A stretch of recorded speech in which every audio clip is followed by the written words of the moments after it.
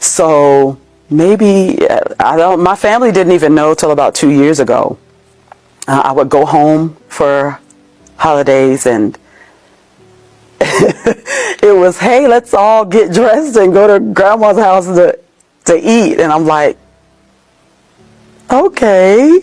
So at the time, I didn't wear full hijab. I would just wear a turban because at the time, turbans were stylish. No one would know, but I'm covered. And it's winter, so I've got a turtleneck on, so I'm good. But my family would be like, "Why are you all? We don't know what you look like. Why you got, you work out all the time. Why you got these big clothes on? And why you always got this? Every time we see you, you got this thing on your head." I would run from my mom's house to my grandmother's house, and that would be like 3 or 4 miles. I would do that every morning. So when I would get there, I would still have my headscarf on, running, and they would be like, "What is going on with you?" And I still would be like, "I'm exercising." I play it off, change the subject. And if I was over there, I would use the back bedroom to pray. There was a bathroom attached to the back room, so I would close the door and go back there and pray. And they just thought I was using the bathroom or talking on the phone, because I would take my phone with me, but I would put it on the TV stand and put it on Do Not Disturb. But they had no idea. So, and my job didn't either. They just knew the exact words were, "Something is different about you, and I can't figure it out." And I was a weird dresser. I don't like the word weird. I was a different dresser anyway. I like to be unique. I liked odd things. I like vintage stores, things that weren't normal, so that dressing that way didn't seem any different. So one day, one of the managers asked me, she said, "You are so solemn. Something is different about you. What is it? I'm just going to ask." And I said, "I'm Muslim." She said, "I knew it was something. It couldn't just be something regular in your life. Like, it had to have been something." She said, "I'm so happy for you. It looks amazing on you." And from there, I was like, I felt like, okay.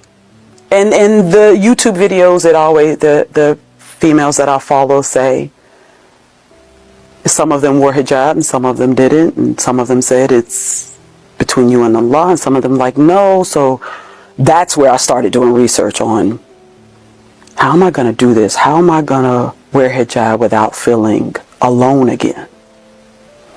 So I was reading Surah Nur, and I started buying cards that you can put in places to remind you to say Kuntafra when you're going to the bathroom, left foot, right foot, so I could really be intentional about learning my religion and my deen.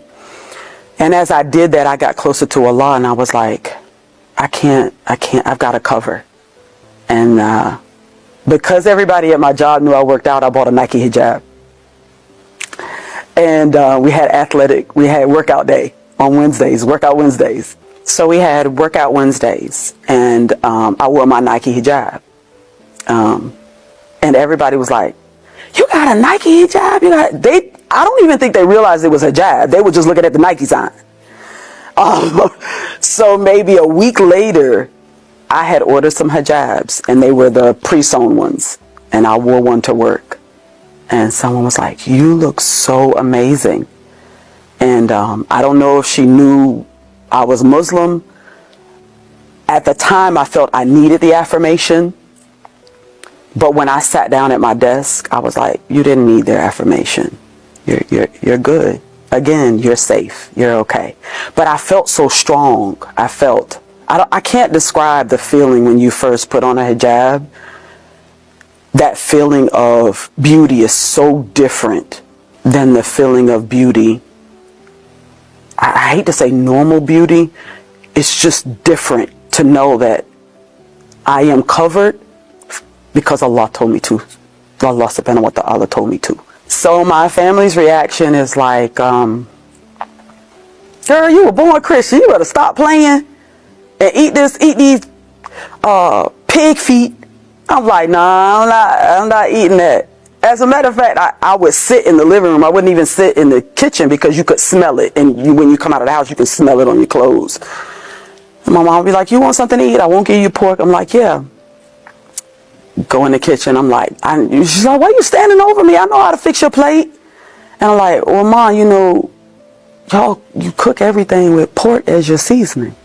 She was like, you can't, it's not the pork. I'm like, yeah, but it's seasoning pork. I can't eat it. So you just gonna sit here and watch us eat? I said, Alhamdulillah, I'll drink water. Most of my family, they didn't have a reaction. It's kind of like, don't say nothing and I won't misunderstand. I won't have to talk about it. I just love you anyway type of thing. I don't even know if they know or understand what or who a Muslim person is. I really don't, because I'm the only Muslim in my family. Only Muslim on both sides. So I don't really think they know. No one's ever asked me. So if you don't ask me and you've never met a Muslim and I'm from the same place as you and you've never met a Muslim and I didn't, you can't possibly understand, but nobody asks. But when things come up, I always reference the Quran, or I reference what I do in Islam, or where you going? I gotta go pray. What you mean you gotta go pray? I always have an opportunity to share, to give dawah, so that they do understand, even though they're not asking, and that makes me happy.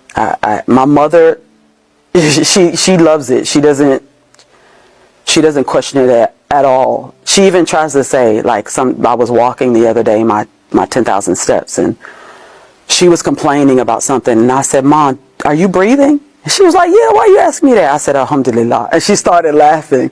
She's like, I know. They call me Noki. She's like, I know, Noki. I know. You right.